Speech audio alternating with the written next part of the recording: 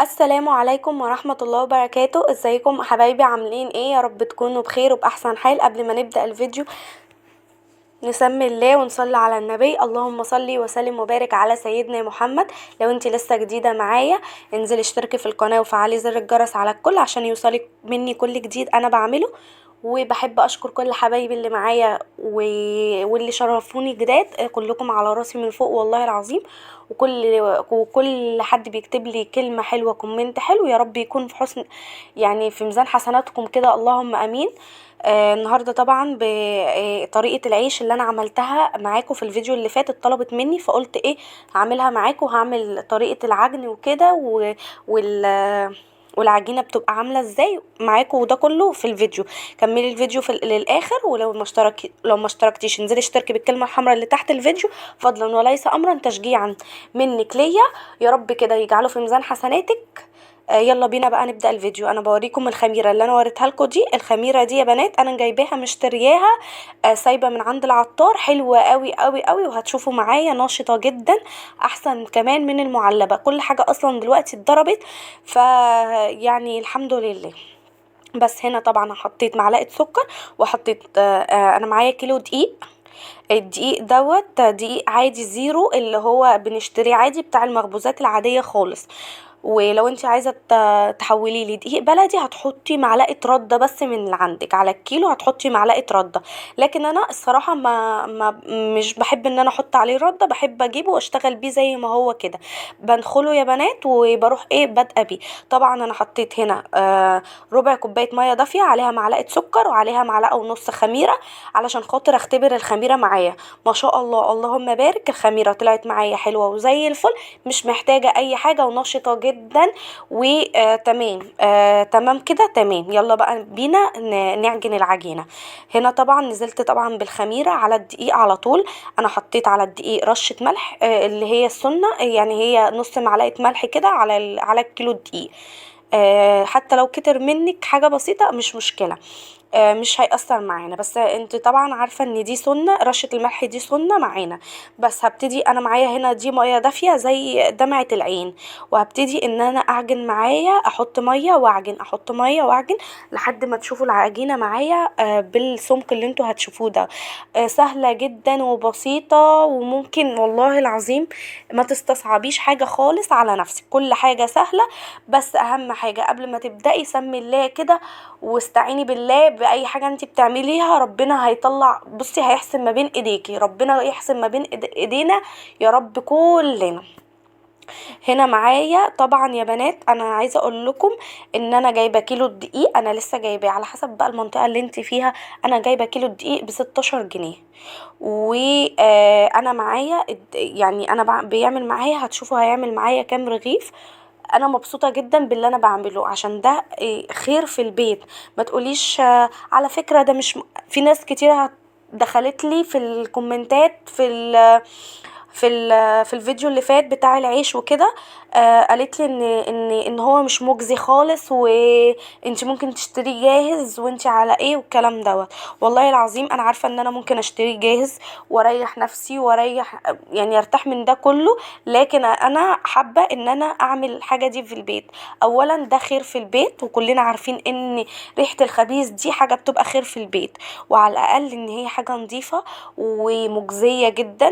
مش يعني انا شايفه ان هي كويسه معايا، وما شاء الله. دلوقتي انا ايه وريتكم العجينه.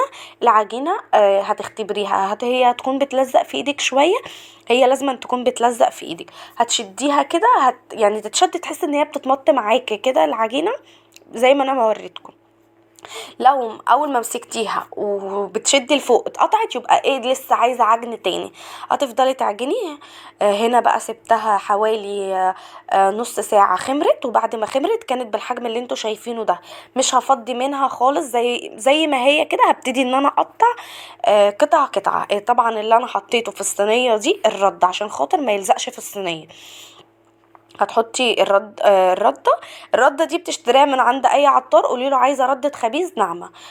انا والله العظيم انا مشتريه ب5 جنيه، كتير ما شاء الله كتير. يعني انا دي رابع مرة ولا خامس مرة اخبز وما شاء الله لسه زي ما هو. لان انت بعد ما بتشيلي العيش بتبقى نظيفة زي ما هي، بتروحي لماها في كيس يعني وبتيجي تستخدميها تاني. بس هنا معايا جبت حبة دقيق في الطبق علشان خاطر انزل بس العجينة، علشان لما اجي افردها ما تبقاش معايا ملزقة، بس كده مش اكتر ولا اقل. سهلة جدا وبسيطة، ومش مش يعني مش لازما ما فيهاش اي افتكاسات. والله العظيم اي حد يقدر يعملها. كفاية بس ريحة الخبيز في البيت. والله العظيم والله كمان مرة يا بنات، انا محدش داق العيش ده غير لما يقولي ما شاء الله انت العيش ده جايبه منين. ما حدش بيصدق ان انا خبزاه. والله العظيم ما حد بيصدق ان هو مخبوز على فرن البوتاجاز كمان. يعني عايزه اقولك حاجه، بصوا سهله، سهله جدا جدا جدا. عمري في حياتي انا كان نفسي اتعلم الخبز، عمري في حياتي ما حسيت نفسي ان انا يطلع مني ده كله. ان انا اعمل عيش كده. والله العظيم انا جوزي بيحبه جدا، انا جوزي بيحب العيش، او اي حد والله العظيم بيحب العيش اللي انا خبزاه في البيت.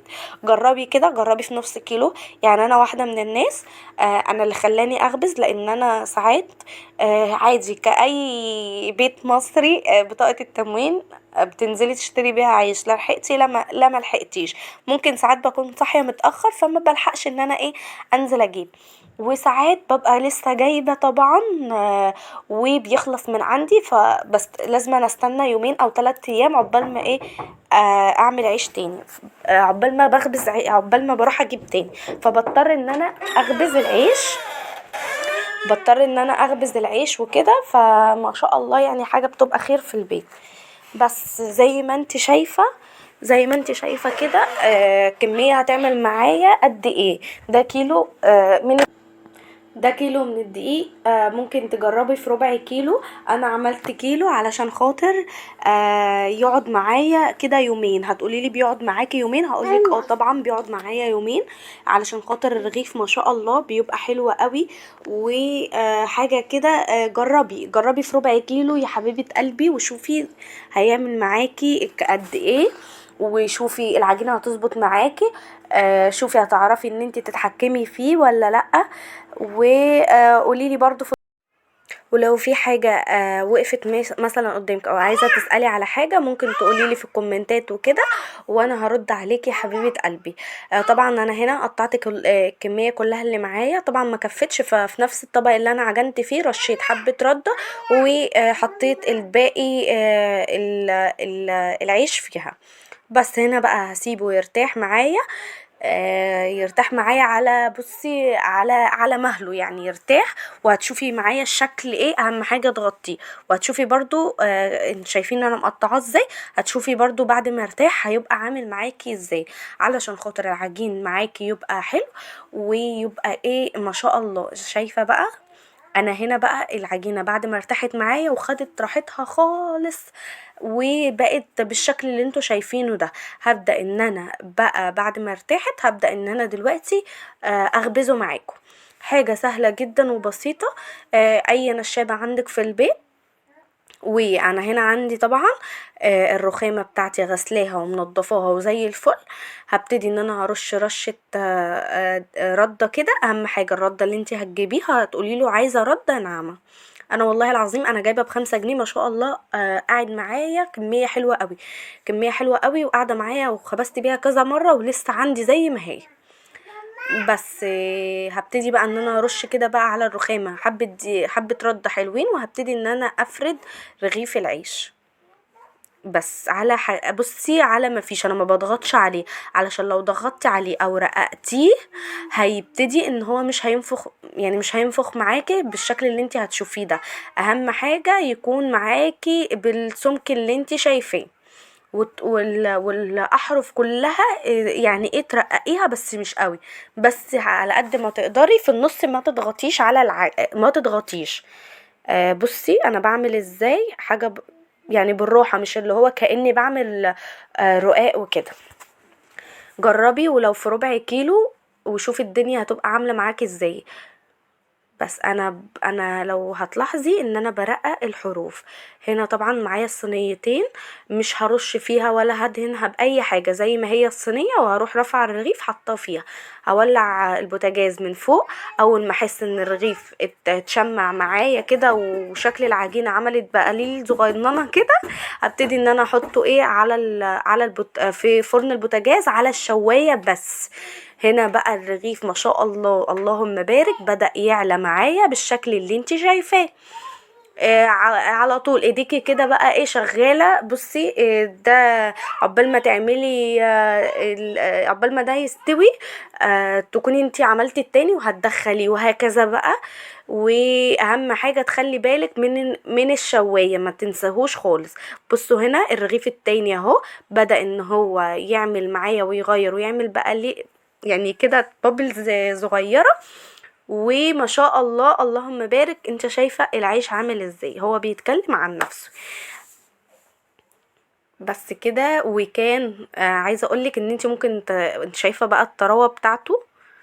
بس وده الرغيف طبعا التاني. وهطلعهم وادي اهو. انا بوريك العجينة بعد ما بترتاح. انتوا شايفين ما شاء الله اللهم بارك، حاجة كده جميلة قوي. جربي، ما تخافيش من حاجة. ما تخافيش اصلا خالص من حاجة. اي حاجة نفسك تعمليها اعمليها. اعملي بكميات بسيطة، ممكن تجربي في ربع كيلو. انا لما جربت في حاجات بسيطة، والحمد لله الحمد لله نفع معايا جدا.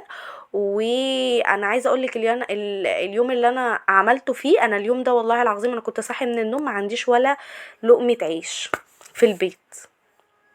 وقلت ايه، عندي نص كيلو دقيق، رحت مطلعاه هوب، رحت عجناه ورحت خبزاه، وما شاء الله الدنيا اتظبطت معايا. بس انا عايزه اقول لكم ان اكيد اكيد في ناس هتقولي ايه، لا ده الدقيق دلوقتي بقى بكذا. انا والله العظيم وحياة ربنا انا في نفس اليوم انا جايبه الدقيق ب 16 جنيه. دقيق عادي سايب من عند اي عطار، قلت له عايزه كيلو دقيق. الكيلو عامل معايا 16 جنيه. قلت له اهم حاجه عايزه دقيق مخبوزات بس.